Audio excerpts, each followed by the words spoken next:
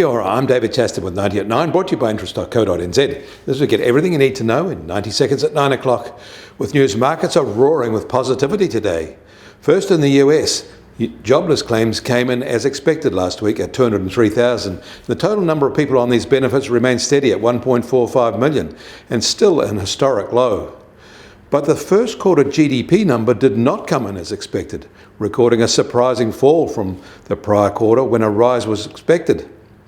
But this was mainly due to a record trade deficit, softer inventory growth, and a drop in government spending. Meanwhile, personal consumption and non-residential and residential fixed investment remained strong. The same data showed that inflation pressures might have eased in the period too, which was also a bit of a surprise. Markets picked up on the strong consumption data, seeing the other first quarter factors weighing on the overall result as temporary and have turned bullish. The US dollar is surging. In China, employment is being hit quite hard by the pandemic. Tough enforcement of pandemic restrictions has forced factories and businesses to close over the last 2 months. And the country's unemployment rate has risen to 5.8% in March. And now a record 10.8 million college graduates are set to enter their jobs market this year, compounding the strain.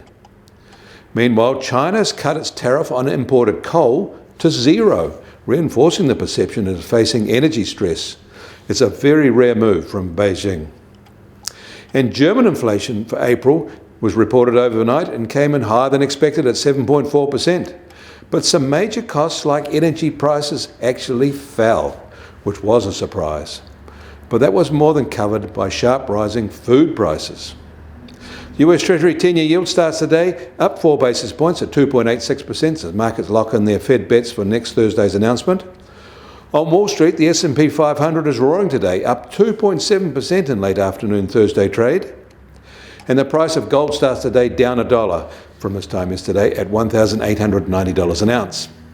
And oil prices are up $2 at just on $104 a barrel in the US, while the international Brent price is now just under $107 a barrel.